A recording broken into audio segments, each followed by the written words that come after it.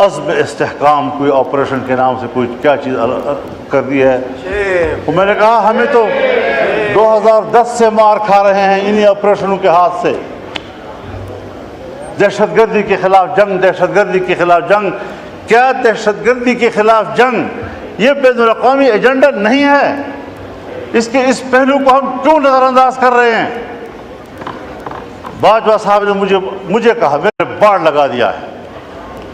فخر سے کہتا تھا میں نے باڑ لگا دیا ہے، کسی کا باپ بھی نہ افغانستان جا سکتا. جناب اسپیکر، میں آپ کا شکر گزار ہوں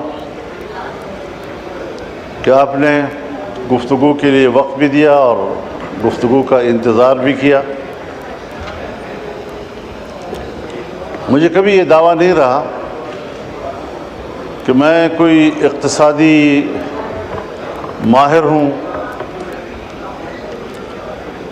اور جو بجٹ کی روح ہے میں اس پر بحث کرتے ہوئے اس کا حق ادا کر سکوں گا. یقیناً ایوان میں ایسے فاضل اراکین موجود ہیں جو تکنیکی بنیادوں پر بجٹ پر بحث بھی کر سکتے ہیں، اعداد و شمار پر بات بھی کر سکتے ہیں. میں ان کے سیاسی پہلوؤں کو ذرا اجاگر کرنا چاہوں گا کہ 1988 سے میں اس ایوان میں کتنے بجٹ سن چکا ہوں، کتنے بجٹ میرے ہوتے ہوئے پاس ہوئے ہیں، اور ہر بجٹ پیش کرنے والی حکومت اس نے دعویٰ کیا ہے کہ یہ عوام دوست بھی ہے اور ملک کی ترقی کی راہ پر یہ بجٹ گامزن کرے گا ملک کو. یہ تمام دعووں کے باوجود آج 75 سال کے بعد معاشی طور پر ملک کہاں کھڑا ہے، اس کو زیر بحث لانے کی بھی ضرورت نہیں ہے. شیشے کی طرح نظر آتا ہے کہ ہم دیوالیہ پن کے کنارے کھڑے ہیں. اور آج جو اس بجٹ میں آپ نے سب سے زیادہ توجہ دی ہے ٹیکس لگانے کے اوپر. اللہ اکبر، اللہ اکبر، اللہ اکبر. اشہد ان لا الہ الا اللہ،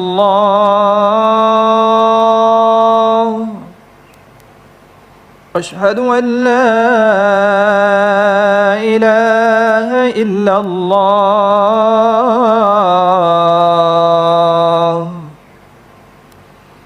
اشہد ان محمد رسول اللہ،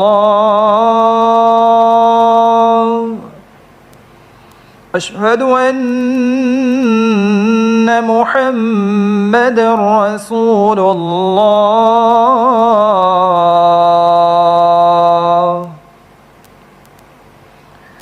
حی علی الصلاة،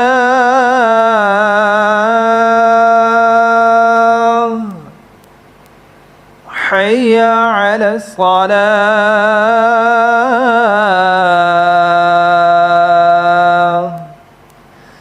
حی علی الفلاح،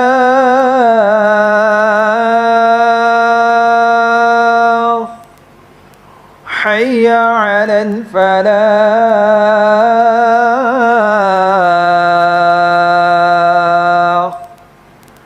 اللہ اکبر، اللہ اکبر. لا الہ الا اللہ.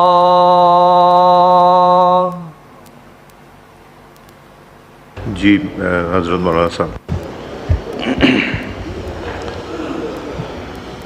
تو جناب اسپیکر، عام لوگوں میں جو بات ڈسکس کی جا رہی ہے زیادہ تر اس کا تعلق ٹیکسز کے ساتھ ہے۔ ہر شعبے میں، ہر سطح پر، ہر کاروبار میں، ہر تنخواہ میں، ہر کمائی میں ٹیکسز لگا دیے گئے ہیں، اور اسی کی بنیاد پر پھر مہنگائی کا طوفان اس سے روکا نہیں جا سکتا۔ بنیادی بات یہ ہے کہ ہم جس چیز کا ڈیمانڈ قوم سے کرتے ہیں کہ آپ ٹیکس دیں تاکہ ملک کا خزانہ مضبوط ہو، ملک کا اقتصاد مضبوط ہو، جب حکمران اس قسم کا ڈیمانڈ قوم سے کرتے ہیں تو قوم کے بھی کچھ حقوق ہوتے ہیں۔ اگر آپ قوم کو وہ حقوق نہیں دے سکتے، پھر کیا آپ قوم سے ٹیکس وصول کرنے کا حق بھی رکھتے ہیں؟ اس کے بدلے میں قوم آپ سے دو چیزیں مانگتی ہیں، ایک امن، جان، مال اور عزت و آبرو کا تحفظ، اپنے انسانی حقوق کا تحفظ، اور دوسرا معاشی خوشحالی۔ عام آدمی کو یہ اطمینان ہو کہ میرے بچوں کے لیے اگلے ہفتے اور مہینے تک گھر میں خوراک موجود ہے، اس کا انتظام ہو سکتا ہے۔ لیکن کیا ہم نہیں سمجھتے یہ بات کہ ہمارے ملک میں ہر جگہ نہ صحیح لیکن بیشتر علاقوں میں صورتحال فاقوں تک پہنچی ہے، کاروبار ختم ہو چکے ہیں، اور میں تو دیکھتا ہوں ہم نے آپریشنز کیے، لوگوں کو کہا آپ گھر بار چھوڑ دیں، سوات سے لے کر وزیرستان تک تمام علاقوں کو خالی کر دیا گیا، عوام نے اپنے ملک کے اندر ہجرت کی۔ ہمارے وہ قبائلی خواتین جو اپنے خاص ماحول میں اور خاص کلچر کے اندر زندگی گزارتے رہے، انہیں آپ نے صحراؤں میں جا کے بٹھایا، ان کو بازاروں میں بھیک مانگنے پر آپ نے مجبور کیا، اس کے چادر کو تم نے تار تار کیا، اور ابھی میرے پاس وفود آئے ہیں، مسعود قبیلے کا وفد آیا کہ پچھلے سال ہمارے ساتھ ایک مکان اگر مکمل تباہ ہے تو 4 لاکھ روپے، اور اگر جزوی طور پر نقصان ہوا ہے تو 1,60,000 روپے، اور وہ بھی لوگوں کو پیسے نہیں دیے گئے، اس کا ٹوکن دیا گیا، وہ ٹوکن ابھی تک جیبوں میں لیے پھر رہے ہیں، ایک شخص کو ادائیگی نہیں ہو رہی۔ آپ بتائیں 4 لاکھ ایک مکان بنانے کے لیے، کیا 4 لاکھ پر آپ کے گھر کا غسل خانہ بھی بن سکتا ہے؟ اور آپ نے ان کو کہنا ہے کہ پورا گھر بنانا ہے۔ 1,60,000 پہ آپ نے 1-2 کمرے بنانے ہیں جو گر گئے تھے۔ کیا مذاق دنیا کے ساتھ ہو رہا ہے؟ آج چمن کے اوپر، بارڈر کے اوپر 9 مہینے سے لوگ بیٹھے ہیں، در بدر بیٹھے ہوئے ہیں، آپ وہ شرائط ان کے اوپر لگا رہے ہیں کہ جو شرائط سرحد پر بیٹھے ہوئے لوگوں کے اوپر دنیا میں نہیں لگائے جاتے۔ پوری دنیا میں سرحد پر رہنے والوں کو کچھ خصوصی مراعات ملتی ہیں، اور وہ بھی وہ بارڈر جو بین الاقوامی طور پر ریکگنائزڈ ہو۔ ہندوستان پاکستان کا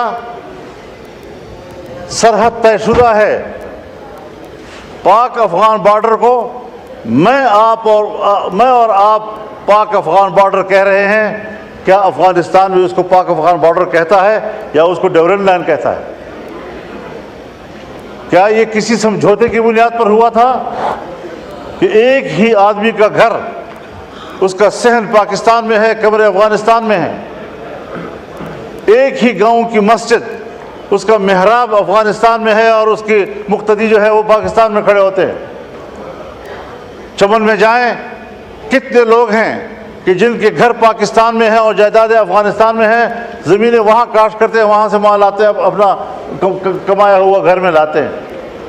آج وہاں پر آپ کر کیا رہے ہیں کہ لوگ بیٹھے ہوئے ہیں، متبادل کوئی ان کے پاس آپ کا تجویز نہیں ہے کہ آپ اس کو کیا روزگار دے رہے ہیں۔ وہ مزدوری کرتے ہیں، بچوں کے لیے کماتے ہیں۔ میں آپ کو بتاؤں جناب اسپیکر، اب نوبت یہاں تک پہنچ گئی ہے کہ گھروں کے اندر، میں بڑی ذمہ دار فورم پر بات کر رہا ہوں، کہ گھروں کے اندر ہماری ماؤں بہنوں نے اپنے زیورات بیچ دیے ہیں، بالیاں بیچ دی ہیں، اور وہ اپنے روزگار کی فکر میں ہیں۔ وہ ختم ہو گئے پیسے، اب گھروں کے دروازے اور کھڑکیاں وہ بیچنے میں مجبور ہو گئے ہیں کہ کس طریقے سے ہم دن رات گزارے۔ اور ریاست اس حد تک شقی القلب ہو چکی ہے کہ ان کو احساس تک نہیں ہے کہ یہ ملک کے باشندے ہیں اور ان پر کیا گزر رہی ہے۔ 9 مہینے تک لوگ بیٹھے ہوئے ہیں، کوئی احساس ہے اس بات پر؟ میرے پاس انگور اڈے کا وفد آیا، بھرپور وفد آیا، اور کہا صاحب آپ تو آئے ہیں ہمارے گاؤں میں۔ میں نے کہا جی میں آیا ہوں آپ کے گاؤں میں، تو آپ بتائیں وہاں ہماری کیا پوزیشن ہے؟ میں نے کہا میری رات افغانستان میں تھی اور میرا جلسہ پاکستان میں تھا۔ ڈیورنڈ لائن انہوں نے مجھے بتایا کہ یہ لکیر ہے، کسی کے گھر کے بیچ میں سے گزر رہا ہے، کسی کے مسجد کے بیچ میں سے گزر رہا ہے۔ ان لوگوں پر آپ اس قسم کے قدرے لگائیں گے؟ غلام خان کے اوپر یہ صورتحال بن رہی ہے، جمرود کے اوپر یہ صورتحال بن رہی ہے۔ ذرا اپنے شرائط لگائیں، لیکن ان کے لیے قابل برداشت بھی تو ہوں، قابل عمل بھی تو ہوں۔ بس ملک سے وفاداری اور حب الوطنی کا دعویٰ، اس پر آپ قبضہ کر لیتے ہیں، اور جب آپ سے کوئی اختلاف رائے کرتا ہے پھر آپ ملک کے دشمن ہیں، آپ تو ملک کو کمزور کرنا چاہتے ہیں۔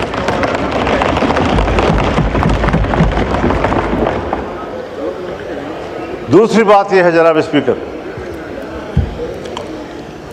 ہمارے ہاں آپ 1000 ٹیکس لگائیں،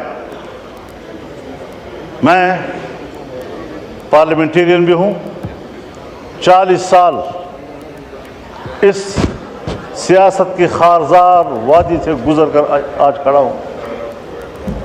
ان صحراؤں کو میں نے عبور کیا ہے۔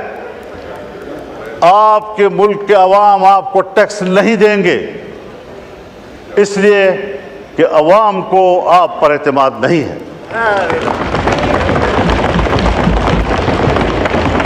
اور یہ بات میں کسی ایک پارٹی کے لیے نہیں کہہ رہا ہوں۔ اگر میری حکومت ہو اور میں ٹیکس لگاؤں گا تو میرے ہوتے ہوئے شاید لوگ اعتماد نہ کریں، اس لیے کہ لوگوں کو پتہ ہے کہ میرے ٹیکس وصول کر کے اس کو باہر کے قرض میں دیا جائے گا، IMF کے قرض میں دیا جائے گا، ورلڈ بینک کے قرض میں دیا جائے گا۔ جب میرا ٹیکس میرے فلاح و بہبود پہ خرچ نہیں ہوتا، مجھے کیا پڑی ہے کہ میں عالمی بینک کو بھرتا رہوں اور اپنے پیسوں سے محنت سے بھرتا رہوں۔ اور یہ آج کی ریت نہیں ہے جناب اسپیکر، یہ ہمیں ورثے میں ملی ہے۔ جب انگریز حکومت تھی اور بر صغیر پر ان کا قبضہ تھا اور انگریز ملک میں لوگوں سے ٹیکس لیتا تھا تو بر صغیر کا باسی ٹیکس چوری کرتا تھا، فرنگی کو وہ ٹیکس دینے کے لیے تیار نہیں تھا۔ اس کو پتہ تھا کہ یہ میری فلاح پہ خرچ نہیں ہوگا، یہ ان کے عیاشیوں پر، اور ہمارا مال برطانیہ جائے گا۔ میں خود برطانیہ میں ایک موقع پر یوم پاکستان تھا اور میں میئر کے آفس میں گیا، پاکستانی کمیونٹی وہاں جمع تھی۔ مجھے کہا مولانا صاحب ان بلڈنگوں کو دیکھو، یہ ان کے نہیں ہیں، یہ ہمارے اپنے ہیں، ہمارا مال لا کر چوری کر کے انہوں نے یہ بلڈنگیں بنائی ہیں، یہ ہندوستان کی ہے، یہ بر صغیر کی ہے۔ اس کے باوجود ملکہ برطانیہ انڈیا آتی ہے اور پارلیمنٹ اس کو کہتا ہے تم 100 سال سے ہمارے اوپر حاکم رہے ہو، تم نے ہماری سرزمین پر قبضہ کیا تھا، پہلے اپولوجائز کرو، معافی مانگو، اس کے بعد آپ ایوان میں آ سکتی ہیں۔ اور اس نے معافی مانگی، لیکن جب پاکستان آئی اور پاکستان کے پارلیمنٹ میں آنے لگی تو ہمارے اسپیکر صاحب اور چیئرمین سینٹ نے کہا ہم پہلے بھی آپ کے وفادار تھے، ہم آج بھی آپ کے وفادار ہیں۔ اس نظریے کو لوگ ٹیکس دیں گے، اس کو آپ یقین دلائیں گے کہ آپ کی ریاست ہے، ٹیکس آپ کی فلاح و بہبود پہ خرچ ہوگا؟ جب میرا پیسہ میری فلاح و بہبود پہ خرچ نہیں ہوگا، مجھے کیا پڑی ہے کہ میں اس قسم کے ٹیکس، آپ کے ظالمانہ ٹیکس ادا کرتا رہوں گا؟ اور اگر ٹیکس ظالمانہ ہے اور آپ مجھے امن بھی نہیں دے پا رہے، اور جب میرا سب کچھ لٹ جاتا ہے پھر آپ کو جاگ آتی ہے۔ جب چین کا ایک مہمان آتا ہے، اہم مہمان، مجھے یہ کہنے دیجئے، بڑے ادب و احترام کے ساتھ کہنا چاہتا ہوں، ہمارے پرائم منسٹر صاحب بھی، ہمارے آرمی چیف بھی چائنا گئے، وہاں انہوں نے بڑی محنت کی، لیکن سفارتی حوالے سے اگر حقیقت پہ بات کی جائے، ہمارے پرائم منسٹر کامیاب ہو کر واپس نہیں آئے۔ مولانا صاحب کائنڈلی اور ساتھ ساتھ مختصر کر دیجئے، آج بہت لمبا دن ہے۔ ان کا مہمان یہاں آیا، جی ہاں، ہم سب لوگ ان کی خدمت میں حاضر ہوئے، مہمانداری کی، اور ہم نے ان کو اپنی بھرپور حمایت، تائید، دوستی سب حوالے دیے، انہوں نے بھی سب وہی حوالے دیے، لیکن ایک جملے میں اس نے ہمیں جواب دے دیا کہ پاکستان میں اب بھی سیاسی استحکام نہیں ہے، پاکستان کی سیکورٹی اب بھی ٹھیک نہیں۔ آپ بتائیں کہ کس بنیاد پر وہ انویسٹمنٹ کریں گے یہاں پاکستان میں؟ جی کائنڈلی حضرت صاحب کائنڈلی وائنڈ اپ کیجئے، تاکہ آج بہت لمبا دن ہے، جی ہاں۔ رات کو 11-12 بجیں گے۔ اب یہاں پر آپ نے عزم استحکام کوئی آپریشن کے نام سے کوئی کیا چیز کر دی ہے، تو میں نے کہا ہمیں تو 2010 سے مار کھا رہے ہیں انہی آپریشنوں کے ہاتھ سے۔ دہشت گردی کے خلاف جنگ، دہشت گردی کے خلاف جنگ، کیا دہشت گردی کے خلاف جنگ یہ بین الاقوامی ایجنڈا نہیں ہے؟ اس کے اس پہلو کو ہم کیوں نظر انداز کر رہے ہیں؟ باجوہ صاحب نے مجھے کہا، میں نے باڑ لگا دیا ہے، فخر سے کہتا تھا میں نے باڑ لگا دیا ہے، کسی کا باپ بھی نہ افغانستان جا سکتا۔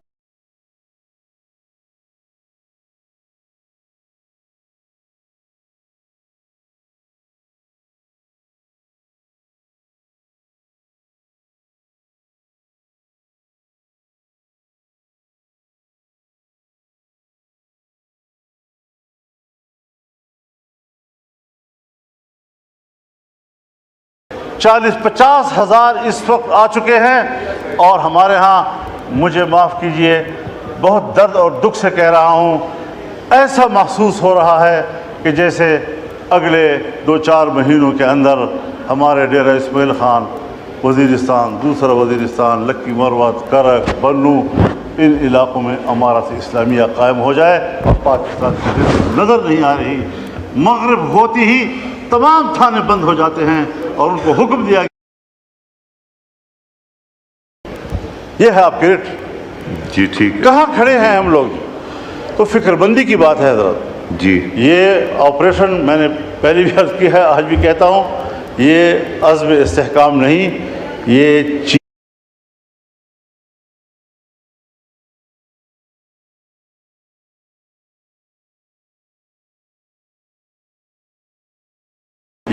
استحکام عزم نہیں ہے، یہ عدم استحکام کی طرف ہم جا رہے ہیں۔ ہمیں سوچنا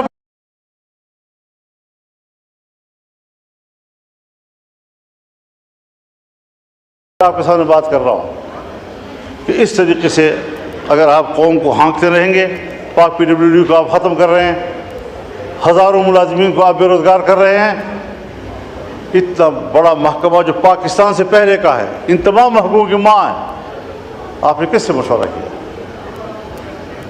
میں تو یہ دعویٰ بھی کرتا ہوں کہ یہ جو عزم استحکام پالیسی